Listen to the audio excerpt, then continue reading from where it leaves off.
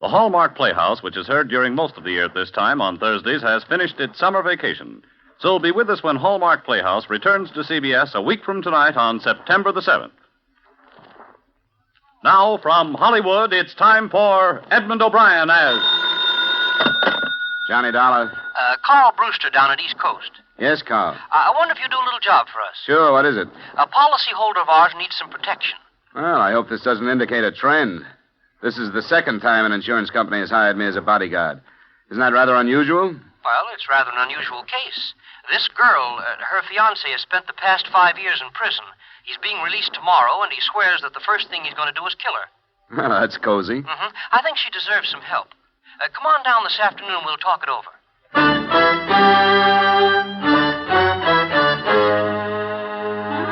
Edmund O'Brien in a transcribed adventure of the man with the action-packed expense account, America's fabulous freelance insurance investigator. Yours truly, Johnny Dollar.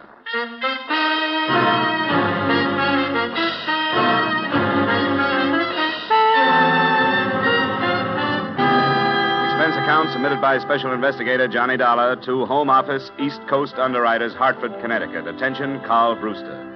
The following is an accounting of my expenditures during assignment on the Virginia Beach matter. Expense account item 1, $1.50 cab fare from my apartment to your office. Well. You're prompt, Dollar. How are you, Mr. Brewster? Or did we set any particular time? No, I guess we didn't. Mm-hmm. Well, I'm glad to see you anyway. Sit down. Thank you. Now, let's see. Oh, yes, the Browning girl, Janice Browning. How much did I tell you over the phone? That her boyfriend was getting out of stir and was going to kill her. What you left unsaid was that she probably deserves it. What's that? I don't hold much sympathy for these dames that get themselves involved with some hoodlum and then decide to get disinvolved the minute the going gets rough. But it's your money. I wouldn't jump to conclusions, Dollar. This is a pathetic case. Of course, the girl made a mistake in taking up with this fellow, but 5 years is a long time to think. And she'd realized her mistake. What did he go up for? I believe it was robbery. Do you know if she spent all the loot before she realized her mistake? Now, Dollar. Why doesn't she hire a bodyguard herself? Because she can't afford it. She has nothing. She turned to us because there was no place to go. Poor thing is in desperate fear of her life, Dollar. Surely you can appreciate that. Okay, give me the rest. There's a little more. She's living in Virginia, outside of Norfolk, Virginia Beach. Janice Browning, was it? Uh-huh. I have her address for you. Her fiancé's name is Robeson, Mark Robeson. And he's due out tomorrow. From the state penitentiary at Richmond. Just stay with her until we see what happens. She was here, Dollar. I talked to her. This will not be an unpleasant assignment for you. She must have something more than a policy to knock this whole company off its feet far enough to hire a bodyguard. That could spell bankruptcy if it went far enough.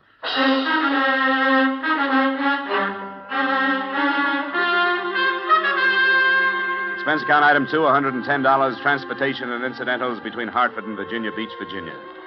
Virginia Beach seemed hardly the scene for potential murder. A white strip of sunny beach on one hand and a friendly forest of pine on the other. I found Janice Browning's address just south of the village proper. A fair-sized cottage surrounded first by a small, well-kept garden and then undeveloped land. When I got out of the cab, I was looked over by a trim little honey blonde thing in shorts and halter who waited for me on the veranda. Hello. Hello. You seem to be carrying a suitcase. Are you sure you haven't been misdirected? Are you Miss Janice Browning? No, I am her personal maid. Who are you? My name is Dollar. I'm the investigator from the insurance company. Did you say personal maid? Yeah. Did you say investigator? That's right. Well, I hope you'll pardon me if I'm confused. I was not notified of the arrival of no investigator. What is it you want? Miss Browning asked for me. She went to her insurance company and requested a bodyguard. A bodyguard? Well, I don't know about that. But then there are lots of things I don't know as yet. I'm new here. But if she asks for you, you may as well come in. Thanks.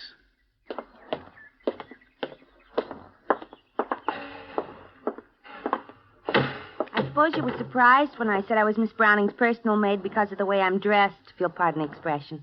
As a matter of fact, I was surprised that she had one. Why'd you say that? I'd been led to believe that she couldn't afford things like that. Well, between you and I haven't been paid yet. But she seems to be very generous. She turned over her entire wardrobe for me to wear at any time. Yeah, but maybe that's a bad sign. Maybe she's going to pay me off in clothes, and they don't quite fit, as you can see. How long have you been here? Just only 3 days. My name's Betty Light. I took the name Light from my stepfather. Just what are you doing here? Well, Miss Browning has a fiancé coming out of prison today, and she's afraid to meet him alone. Prison? Well, you could never tell. But I suppose it's her business. What is it? Well, if I was sweating out a fiancé after all that time, I wouldn't be quite so thick with what she's thick with. What do you mean? Well, if I were him, I'd feel cheated. She hasn't been wasting her time, from what I can tell. And in 1 week, that's plenty. But I shouldn't be gassing like this. Who is he? His name is George Masters. And if there's a fiancé on tap, he'd better be careful. Why is she afraid, as if she shouldn't be? Well, because she changed her mind about him and evidently didn't tell him about it. Sure, the same old story. Well, this is a surprise to me, but the least I can do is work out the wig. You know, Betty, I feel the same way.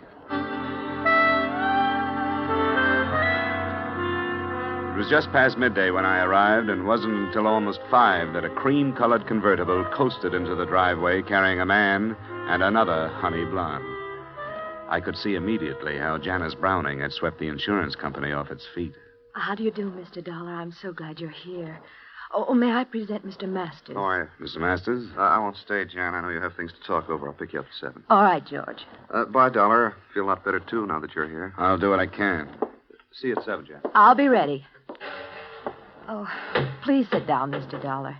Betty. Yes, Miss Browning. I don't think we'll need anything, and I'd like to see Mr. Dollar alone, if you don't Oh, mind. by all means, Miss Browning. Could I have your permission to visit the beach? Of course, stay as long as you like. You know where the beach things are. Oh, I wouldn't think of encroaching. I'll just go the way I am. She's the strangest girl. Where'd you find her? She was a waitress in New York. I asked her if she wanted to come down for the rest of the summer. I thought she'd be company. But she's become so formal, or tries to be. Oh, would you like a drink or something? No, thanks. I suppose you think I'm an awful coward to scream for help the way I did. Well, I haven't heard all the particulars. I really didn't know what else to do. I thought of running away, but, well, I've made friends here. There's the simple fact that I don't have any money. How serious do you think this threat to kill you is? I'm afraid it's quite serious. But I don't know what will happen, and I wanted somebody to be with me. When did you see him last? 6 months ago. I thought about it for a long time, about our breaking our engagement and which would be the best way to do it, and I decided to face him while he was still in prison and simply tell him I couldn't go on. Well, that wasn't the easiest way to hand it to him. I know, but it was the fairest, I thought. He didn't create a scene or anything, but I'll never forget his expression. He just looked at me and said, "Have your fun. You've only got 6 months, because when I get out of here, I'm going to kill you." Well, now the 6 months are up. He's been let out. He knows you're here? Yes, he'll come here. Your friend Masters said he was going to call for you at 7. Where were you going? Just to dinner and maybe a club afterward. I think you'd better cancel it. Why? I'll go crazy if I have to sit in this house and just wait. I don't want you to come back here after dark, for one reason. If you can't go a long distance and stay, I don't want you to leave at all. The village is too small. If he knows it, he'll find you. I'll be with George. Look, you managed to put the responsibility of this thing into the lap of your insurance company, and they handed it to me. Now, I want you to stay here where I can keep my eye on you. All right, Mr. Dollar. I'll do anything you want me to. Good. Oh, you might mix that drink you offered. Scotch, if you have it, and plain water.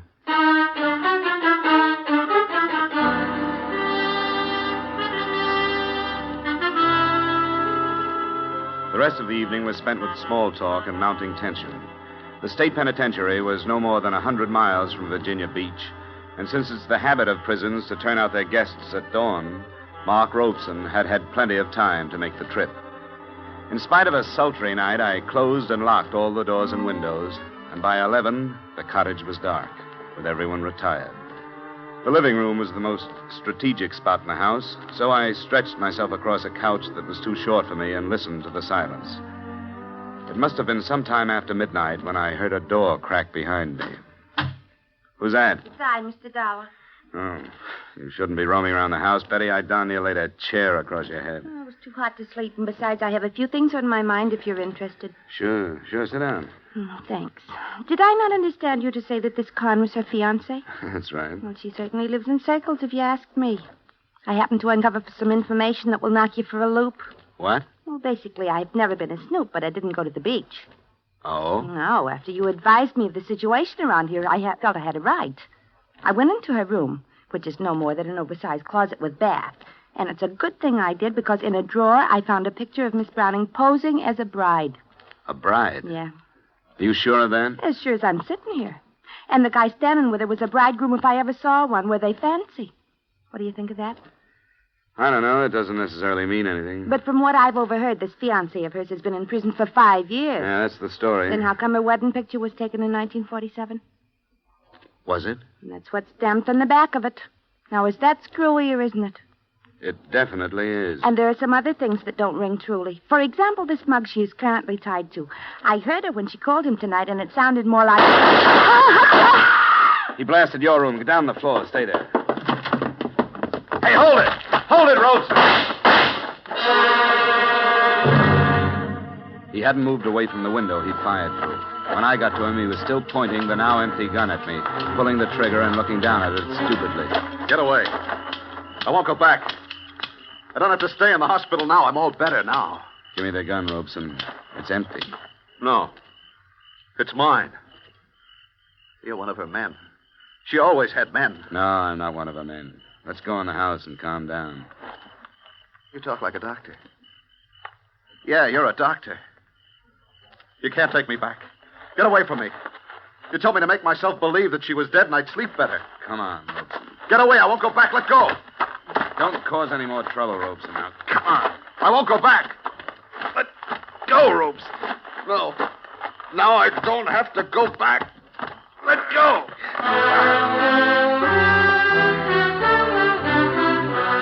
I'd heard stories of the unbelievable physical strength of those whose mental strength is gone. I got his hands away from my throat by sinking my knee into his stomach. But there was nothing I could do to hold him. He lumbered off into the darkness and disappeared. I didn't need a medical opinion to know that I wasn't protecting Janice Browning from a released convict. I was protecting her from a homicidal maniac.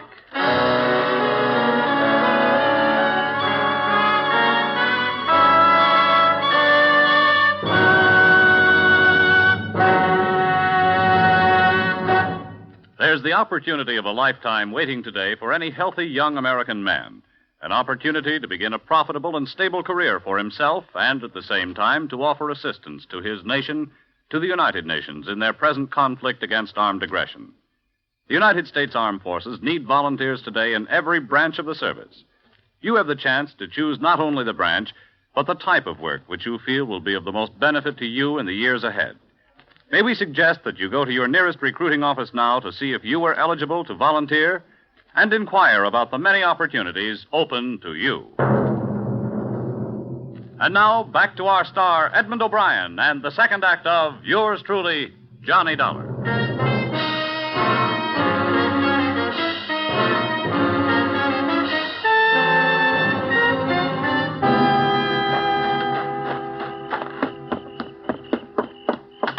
Are you all right, Mr. Dollar? Yeah.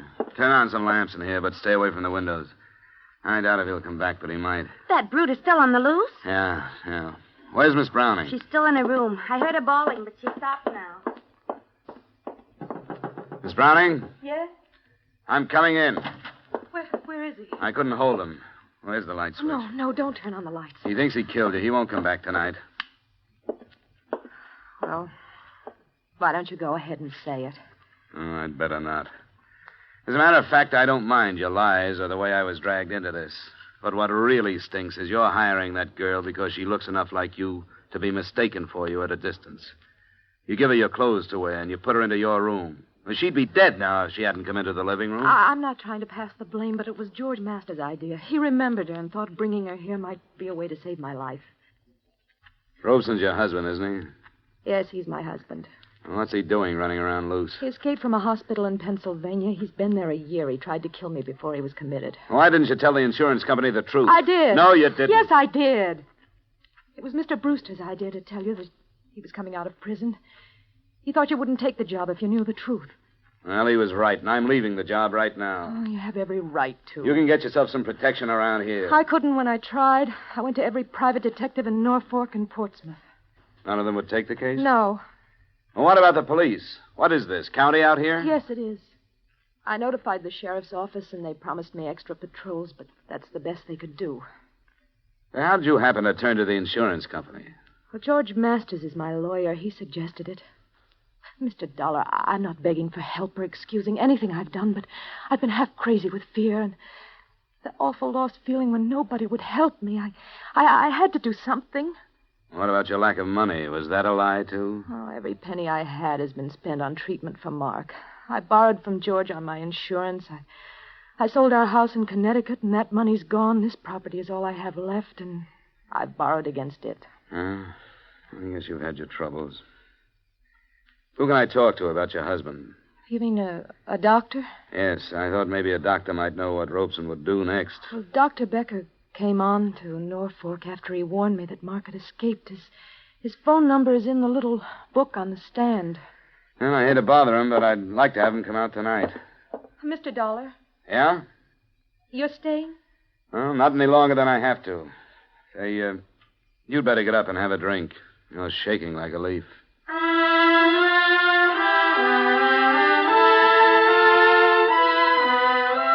I changed my mind about dropping the case, Mr. Brewster, not only because she was a beautiful woman in a tough situation, but also for another reason. I awoke Dr. Becker at his hotel in Norfolk, and after I outlined the night's events to him, he agreed to come out.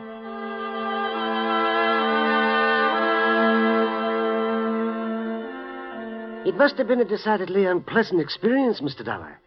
On the other hand, you are fortunate to be alive. Yes, I guess I am. Robeson is only dangerous when his basic jealousy is aggravated. You say you arrived with luggage? That's right. Perhaps he was watching then and misunderstood your visit.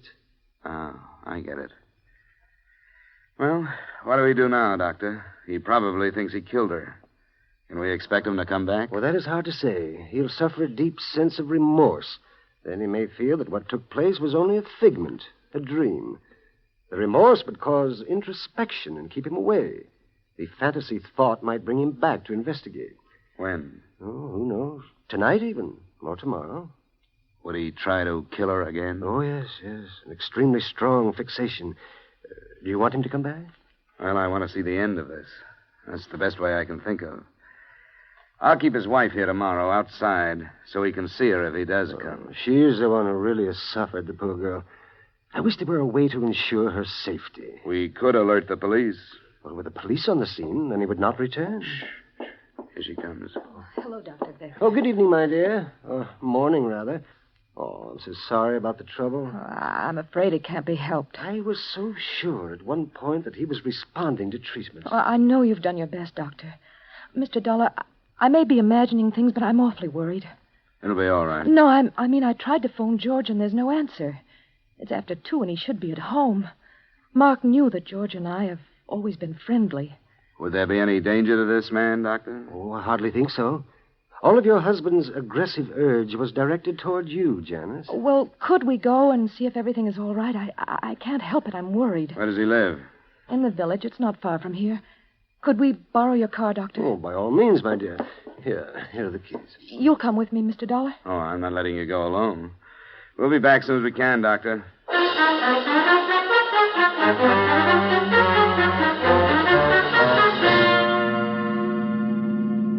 Oh, this is his house, the white one.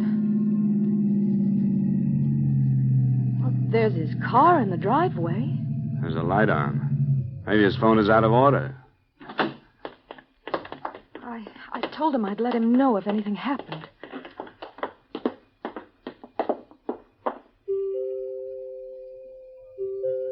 George? George, it's Jan.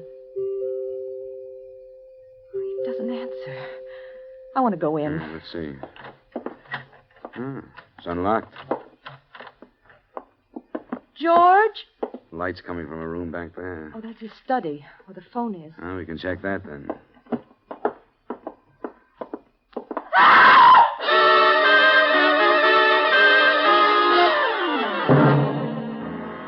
George Masters was lying face up in the middle of a room that had been pretty well torn up by the struggle.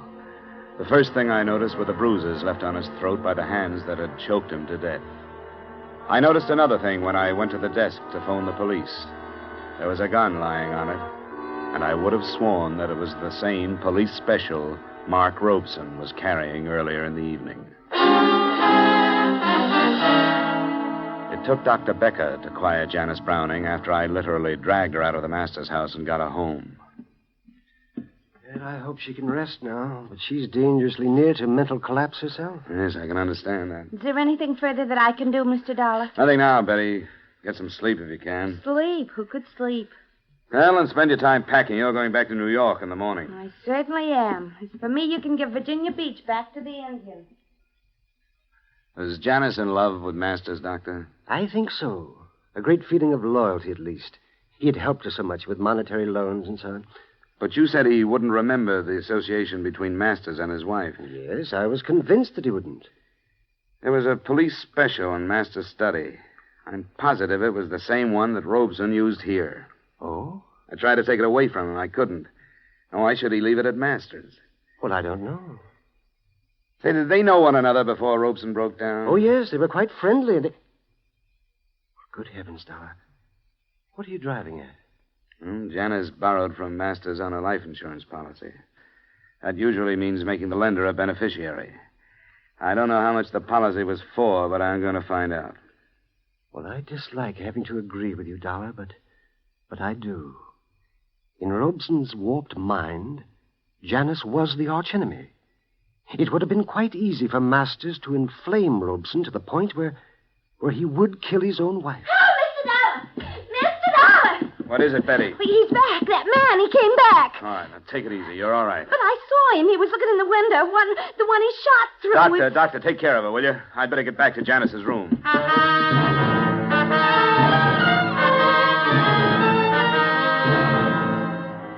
There was no more trouble that night, nor was there any rest. We knew that since Robeson had come back, he realized his mistake, and we knew that he would try to come back again. We agreed that instead of calling for police protection, we would let him return and try to handle him when he did. An hour after daybreak, we felt it safe to relax, and it wasn't until noon that I drove Betty Light into Virginia Beach and put her aboard a bus bound for the comparative safety of New York. Before I started the return trip, I made a swing past George Masters' house, convinced the deputy sheriff in charge that I had a right to poke my nose in, and got myself back into the study. I suppose it'd be all right if you go in. They took up all the evidence they wanted, I guess. What was that, Sheriff? All the things that'd pick up prints. Here you are. What do you want to look at? Some of his papers. I won't interfere with your work, but I'd like to know how he stood financially. You think that has something to do with it? Oh, I don't know. It might. They dusted all them drawers, so I guess it's all right if you pull them. He's a lawyer, you know. Yeah, I know. Say the field's wide open. A lot of people didn't like him. Oh? I didn't know that. What's that book? It's a ledger. Kept his accounts in it. What'd you find? Janice Browning. Who's that? Somebody he loaned some money to. Ooh, I'll say he did. $20,000. Ah, that's all I wanted, Sheriff. Thanks, and I hope I haven't caused you too much trouble.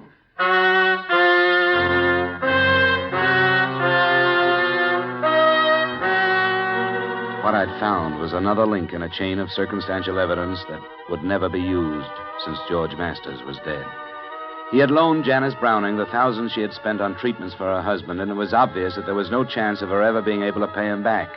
The last notation revealed the fact that a $5,000 loan had been made on her insurance policy in April.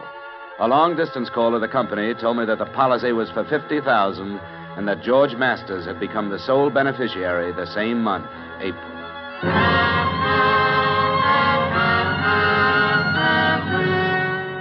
I see no purpose in telling her, Mr. Dollar, or questioning her. I don't either, Doctor. I hadn't planned to, but the sheriff's office won't think twice about throwing it at her if it gets out. If you will allow me the privilege of perjuring a certain amount of expert testimony, I think I could manage to gloss over it. Well, the deputy saw it, but I don't think it sank in. I hope not. Of course, we're assuming that we'll be successful in subduing Robeson. You said he would come back. I'm sure he will. It is you I'm worried about. Well, I'll have to be ready for him this time. He's too strong to take without a weapon. I hate to do it. Oh, I don't think you need to be. The poor fellow will have no idea what is happening except that he has come back. Okay. She awake? Yes, I think so. Well, it's 3:00. She should be outside in case he's watching. Yes. I'll go and explain our tactics to her. Good luck, Mr. Dollar. I hope all goes well.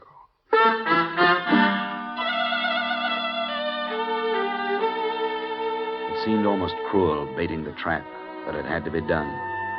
We paraded Janice Browning through the garden in her most fetching get-up until dark, and then sent her in to sit in front of an open window. I don't know how she held on to her own sanity. I do know that I had a little trouble myself. I sneaked into a position outside the house from which there was a good view of all the approaches but the one from the north. He arrived at about 10:30. He was moving toward the living room window, and I started toward him. Hi, Mark. What? I can't see you. I'm George Masters. You remember? George Masters? That's right. It's your fault. She wasn't in that room. Did I tell you she was in that room? You aren't George Masters. He made a mistake. I told him, and he said I made a mistake. You're the doctor. Get away from me. We'll do it right this time, Mark. Come here. George Masters is dead. You aren't George Masters. No, I'm not, Mark.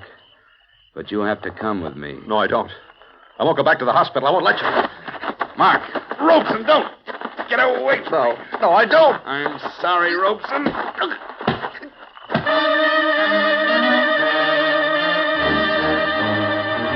I don't know what Becker is going to say to the police, but I do know what he learned from his patient after he was returned to the hospital and quieted down. Enclosed, you will find the doctor's confidential statement. He did go to Masters, hoping to ally him as a friend. Taking advantage of his escape, Masters armed him in the hope of realizing a profit from Janice's insurance policy. But Robeson, in his agitation, fired into the wrong room. And because he placed the blame for his mistake on Masters instead of himself, he became violent, and as a result, Masters was killed. Expense account item 3, same as item 2, transportation back to Hartford. Expense account item 4, and this is to you personally, Mr. Brewster. Payment for deceit in acing me into this matter, $500. Expense account total, $855.75. Yours truly, Johnny Dollar.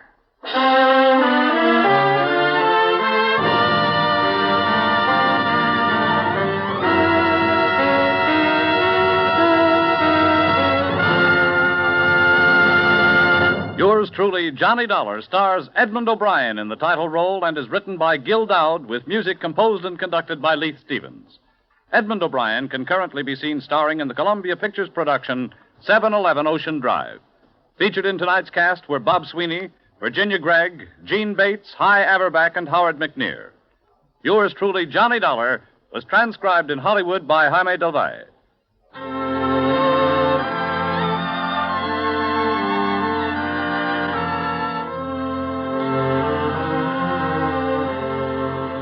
CBS is the star's address, and when you pay a daytime call, you'll find one of CBS' greatest stars, Arthur Godfrey, on hand to welcome you 5 days a week, Monday through Friday, for an hour and a quarter each day. Arthur and all the little Godfreys make life more musical and fun for you. Hear Arthur Godfrey's daytime program every Monday through Friday on most of these same CBS stations. To hear each and every star, leave your dials where they are, 'cause this is CBS, the star's address. Yes, CBS, the star's address. Yes, this is CBS, where Philip Marlowe takes the case every Friday night on the Columbia Broadcasting System.